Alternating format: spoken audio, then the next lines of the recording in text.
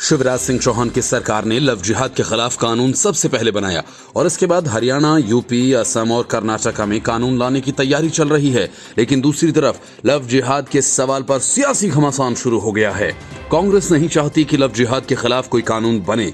इस बात को लेकर राजस्थान के सीएम अशोक गहलोत और बीजेपी के गजेंद्र सिंह शेखावत के बीच तीखी तकरार शुरू हो गई है।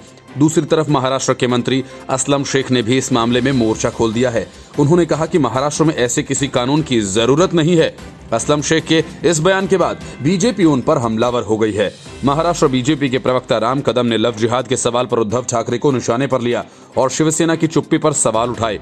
उन्होंने सवाल किया कि शिवसेना चुप क्यों है? क्या शिवसेना ये भूल गई है कि बाला साहब ठाकरे इस मुद्दे पर क्या कहते थे?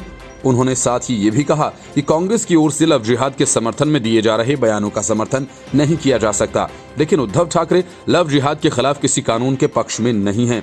उद्धव सरकार के मंत्री असलम शेख ने कहा, जो सरकारें अपनी अक्षमताओं को छिपाना चाहती हैं, वे ऐसे कानूनों को ला रही हैं। महाराष्ट्र सरकार अपना काम कुशलता से कर रही है और उसे ऐसे कानून लाने की जरूरत नहीं है। बीजेपी नेता देवेंद्र फडणवीस ने कहा कि देश में लव जिहाद की घटनाएं घट रही हैं, इसलिए उन्हें रोकने के लिए कानून लाना उचित है।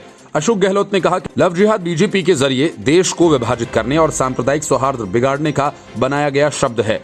गहलोत ने कहा, शादी व्यक्तिगत स्वतंत्रता का मामला है, उस पर अंकुश लगाने के लिए कानून लाना पूरी तरह से असंवैधानिक है और ये कानून किसी भी अदालत में नहीं टिकेगा।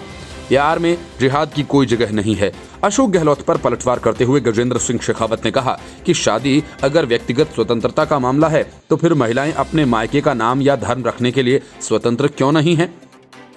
क्यों लड़कियों के परिवारों को भी दूसरे धर्म को स्वीकार करने के लिए मजबूर किया जाता है?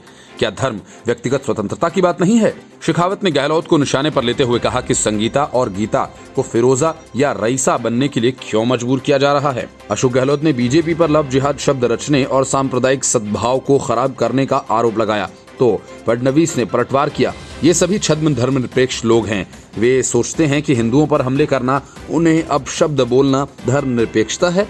उन्होंने कहा कि देश में लव जिहाद हो रहा है और केरल में भी इस बात को माना गया जहां बीजेपी सत्ता में नहीं है। उन्होंने कहा कि जब इस तरह की बातें सामने आती हैं तो सरकारों की जिम्मेदारी बनती है कि कानून बनाएं। उत्तर प्रदेश में लव जिहाद पर जल्द ही सख्त कानून बनाने की तैयारी है। इसको लेकर योगी सरकार उत्तर प्रदेश विधि विरुद्ध धर्मांतरण प्रतिषेध अध्यादेश 2020 लाने वाली है। इसके तहत जबरन धर्मांतरण पर 5 साल और सामूहिक धर्मांतरण कराने पर 10 साल तक की सजा का प्रावधान किए जाने की तैयारी है। ये अपराध गैर जमानती होगा। मुख्यमंत्री योगी आदित्यनाथ ने आपराधिक मानसिकता जबरन धर्मांतरण के मामले को लेकर कड़ा कानून बनाने की घोषणा की थी, जिसके बाद गृह विभाग ने लव जिहाद को लेकर अध्यादेश का मसौदा तैयार किया है। Report, news of India.